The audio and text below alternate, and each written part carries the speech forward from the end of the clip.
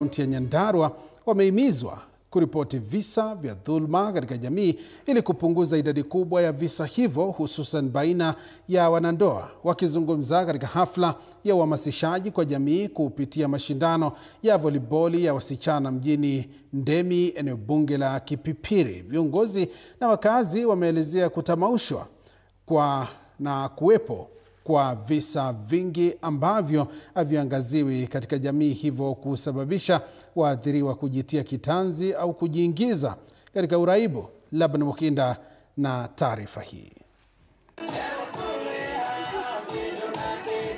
Huku ulimwengu ukiadhimisha siku 16 za harakati za vita dhidi ya unyanyasaji wa kijinsia, wakazi na viongozi katika kaunti ya Nyandarua wamelaani vikali visa vya mauaji ya wanawake na dhulma kwa wanaume humu nchini.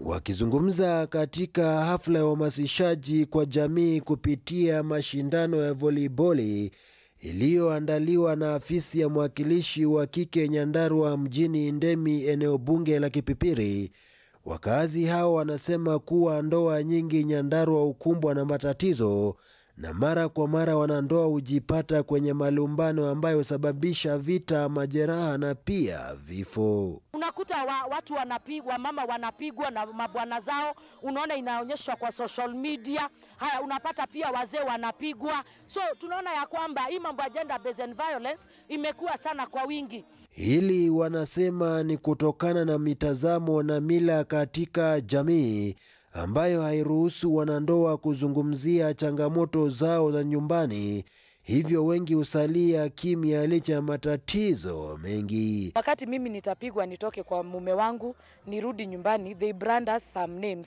especially here in Kikuyu they start calling people Gishokio, which is a very bad name. So there is a woman who will choose avumilie kwa ndoa hata kama ni mbaya badala ya kurudi kwao. Unajua siku hizi sio wamama tu wanachapwa, hata wazee wanachapwa.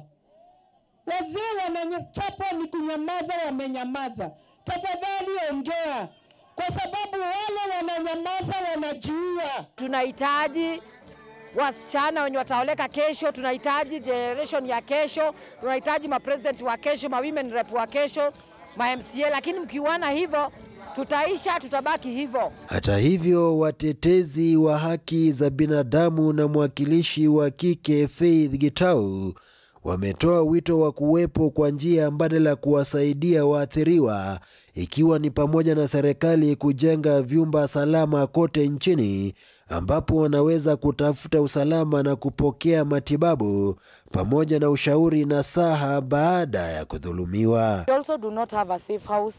Unashangaa bibi akikwambia anachapwa na bwanake, utamwambia atoke aende wapi na hauna safe house. Tafadhali mzee, enda uongee na pasta wako ama chifu wako, ama hata wewe chukua, enda. Usikae tu hapo ukuwe na mental torture. Sidio? Kwa sababu ukiwa na hiyo mental torture, siku moja utachukua kisu uwe bibi yako. Nikiripotia TV47 nikiwa mjini Ndemi, eneo bunge la Kipipiri, kaunti ya Nyandarua. Jina langu Laban Muhinda.